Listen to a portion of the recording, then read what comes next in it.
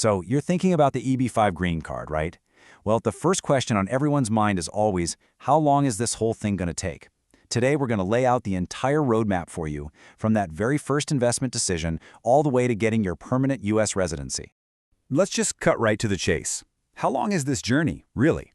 It's the #1 question every single investor asks. And the answer?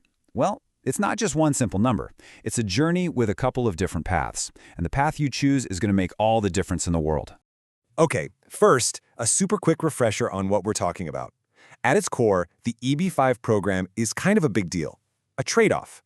You invest a chunk of money into a U.S. business that creates jobs for Americans, and in exchange, you and your family get a path to a green card. So how much money are we talking about? Well, for most projects out there, the standard baseline number to keep in your head is $1,050,000. That's the typical price of entry. But, and this is a huge but, if you decide to invest in what's called a targeted employment area, or TEA, we're talking about rural areas or places with high unemployment, that minimum investment drops all the way down to $800,000. And trust me, as you're about to see, this choice does way more than just save you money on the front end. Here's our game plan for today. We're going to start with the 5 official stages of the journey.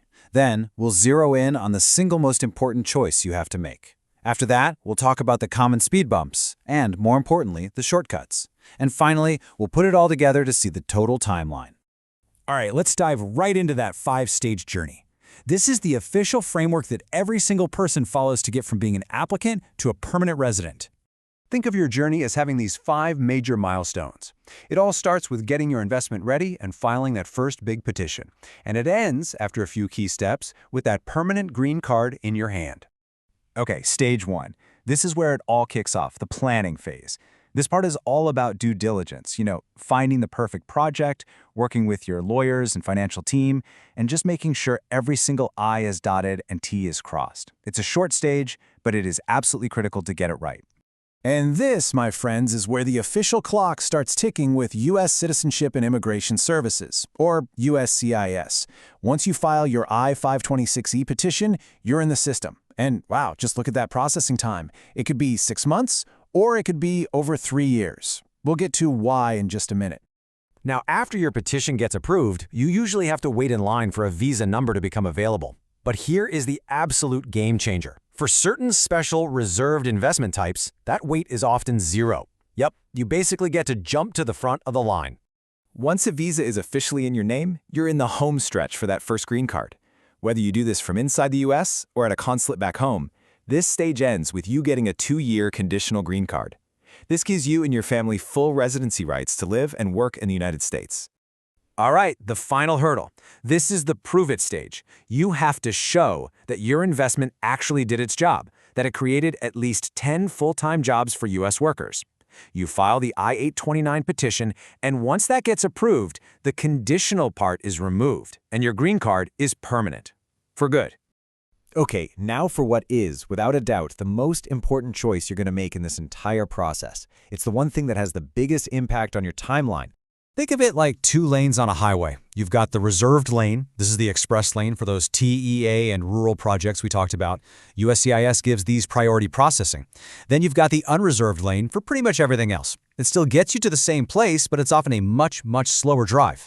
And if you want to see what that choice actually looks like in real time, here it is. It's a night and day difference. Choose a reserved project, and your petition could get approved in under a year. Go with an unreserved one, and you could easily be waiting 3 years, maybe even longer. This one decision can literally save you years of waiting. So, knowing there's a fast lane and a slow lane, how do you make sure you stay out of the traffic jams? Let's talk about the common speed bumps and the shortcuts to get around them.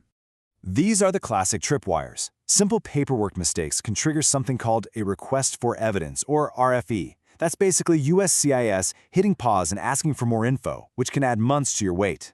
And, of course, choosing that unreserved lane or being from a country that already has a long line of applicants will definitely slow you down.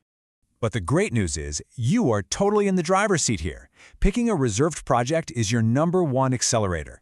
Working with a great legal team means fewer mistakes. And here's a huge one. If you're already in the U.S. legally, you might be able to do something called concurrent filing, which lets you file for your green card and your I-526E at the same time. That is a massive time saver.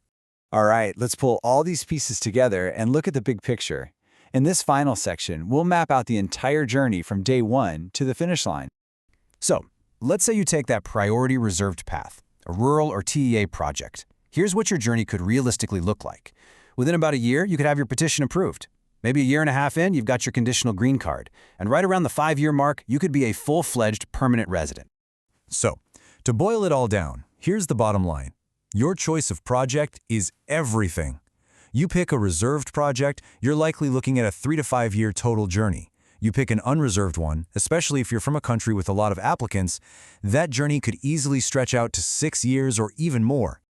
So, at the end of the day, with this roadmap in your hands, the big question is really for you. It's a long journey, no doubt about it, but for so many people, the destination, achieving the American dream with the U.S. green card, makes every single step of that journey completely worth it. The key is just to start with a clear strategy and eyes wide open.